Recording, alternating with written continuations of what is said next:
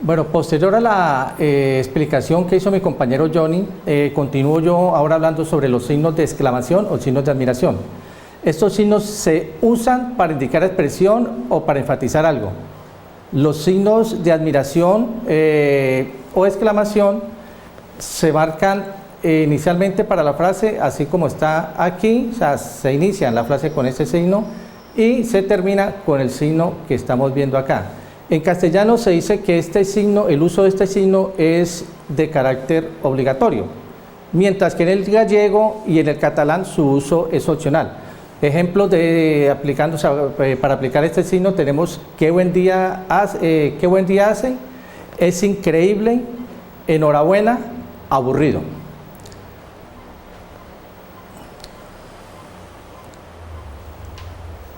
Los signos de exclamación se escriben separados por un espacio de las palabras que los preceden y seguidos o sin espacio de las palabras que van o la frase que van a encerrar ellos o que van a resaltar. Si lo que los precede ellos o si van delante de un signo de puntuación, ahí no iría espacio. Los ejemplos, o un ejemplo de esto es: estaba estudiando tranquilamente y de repente ¡sax! Se dio un portazo. Aquí vemos que tiene una coma, no se deja espacio por lo que decíamos anteriormente. Ahora vamos a hablar de los enunciados, que son a la vez interrogativos y exclamativos.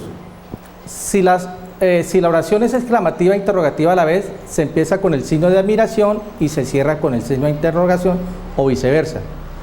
Hay unos usos especiales, decimos que los usos especiales para estos signos son los signos de exclamación. Se pueden utilizar escritos entre paréntesis para indicar ironía y sorpresa detrás de una palabra.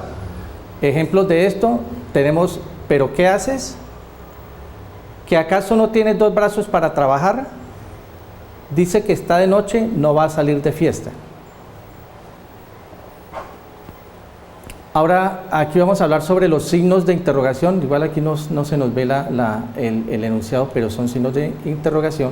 Decimos que es un signo de puntuación, el cual indica que la oración que le precede o le sigue es una pregunta.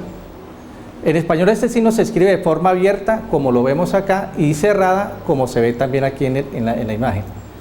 En la mayoría de las lenguas con el alfabeto o con alfabeto latino solo se utilizan de la forma cerrada, es decir, esta. Y en el griego se usa punto y coma para indicar o para señalar la interrogación, así como lo vemos acá. En español es correcto enmarcar una frase con la apertura de la admiración, aquí como lo vemos, y el cierre de la interrogación o viceversa, es opcional. Ejemplo de esto tenemos: ¿qué te has creído que eres? Sin embargo, la Real Academia Española prefiere el uso de ambos signos para la apertura y cierre, así como se ven aquí, el de admiración y el de interrogación. ¿Qué te has creído que eres? Lo mismo, iniciando, cerrando. Ya decimos que eso era lo del signo de interrogación. Ahora hablamos de... Aquí me falta el título. De la coherencia. Decimos que la coherencia es la propiedad semántica del texto que permite determinar su sentido verdadero. Es la que mantiene el orden de las ideas y al mismo tiempo es el que permite hilarlas para que éste formen una idea principal de dicho texto, párrafo, etc. La cohesión. La cohesión es aquella parte textual que permite la interconexión de las ideas sin que éstas se repitan innecesariamente o terminen confundiendo al lector. Además permite que el orden de las ideas se relacione de tal forma con el texto que se forme una idea compacta. Para eso se requieren los signos de puntuación y las palabras de interconexión como sin embargo, desde entonces, por lo cual, por ende, luego, después y finalmente.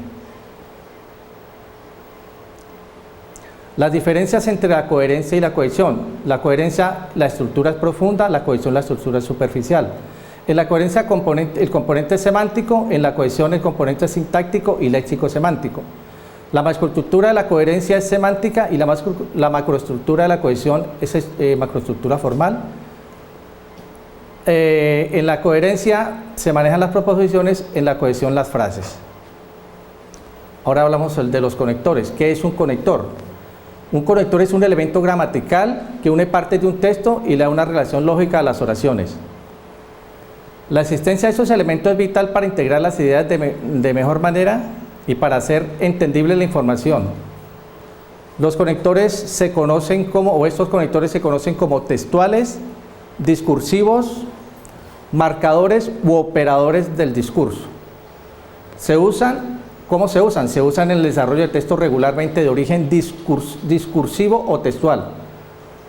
Por otro lado, ellos marcan el curso y orientan la forma en la que el fragmento es interpretado en relación al contexto anterior o con las inferencias que de él se obtienen. De igual forma, estas palabras proponen al lector el sentido en que le permite dar sentido al texto.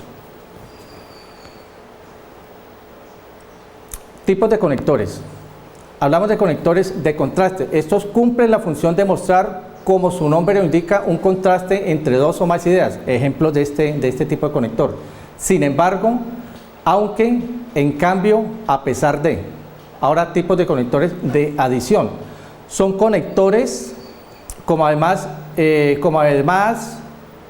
y incluso encima también aún. Son algunos de los conectores que se utilizan para agregar una nueva información, ya sea de mayor importancia o no, a un enunciado. Ahora hay conectores de tiempo. Se usan para mostrar entre los enunciados simultaneidad o sucesión en el tiempo. Ejemplo de estos conectores: a continuación, más tarde, antes, ahora, entonces, mientras. Ahora, conectores de causa-efecto. Estos conectores se expresan las relaciones de causa o consecuencia que existen entre enunciados. Algunos de ellos son de modo que, a causa de, así que, así pues. Ahora tenemos otros tipos de conectores, son de ejemplificación y de explicación. Estos conectores permiten la aclaración de algún término. Ejemplo, es decir, mejor dicho, pongo por caso. Oracionales. Se utilizan para conformar las oraciones compuestas, ya que pueden relacionar enunciados independientes entre sí. Ejemplo de ellos: pero, o, tan pronto como, y, a menos que, por mucho que. Conectores oracionales coordinantes. Estos conectores establecen relaciones entre enunciados de la misma categoría. Ejemplo de ellos: si no, aunque, y, pero, son algunos ejemplos de ellos. Los copulativos. Por medio de estos conectores se unifican elementos diferentes, pero que están a un mismo nivel. Estos se utilizan para cuando distintos elementos tienen que figurar juntos al mismo tiempo, para que la oración pueda ser llevada a cabo. Algunos conectores de este tipo son junto con, ni más y además de. Ahora vamos a hablar del texto. Llamamos texto a la unidad de carácter lingüístico formada por un conjunto de enunciados con una estructura interna. Es el resultado de una actividad verbal en la cual el emisor actúa con una intención comunicativa y con un contexto determinado.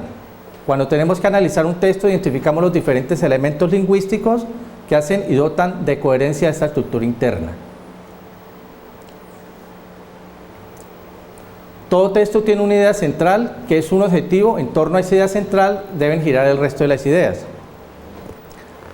Estas son características del texto. El final del texto es importante y no puede dejarse a la improvisación. Debe quedar claro que hemos concluido nuestro comunicado. Debemos tener en cuenta la situación comunicativa. Debemos saber para qué hemos escrito este texto y a quién lo dirigimos. No es lo mismo dirigir un texto a un grupo de magistrados que a un grupo de personas del común. La idea central se desarrolla mediante diversas informaciones que sirven para especificar y apoyarla. Como dijimos, estas son las características del texto. Ahora ya como conclusión, tenemos que no basta con querer comunicarnos de manera escrita u oral si no sabemos interpretar los diferentes signos de puntuación, si no sabemos interconectar las frases, si no sabemos expresarnos de una forma clara para que nos entiendan. Entonces es importante tener claro qué es la puntuación, qué es la coherencia, la cohesión, los conectores, entre otros, para podernos dar a entender bien ante las demás personas en determinada situación.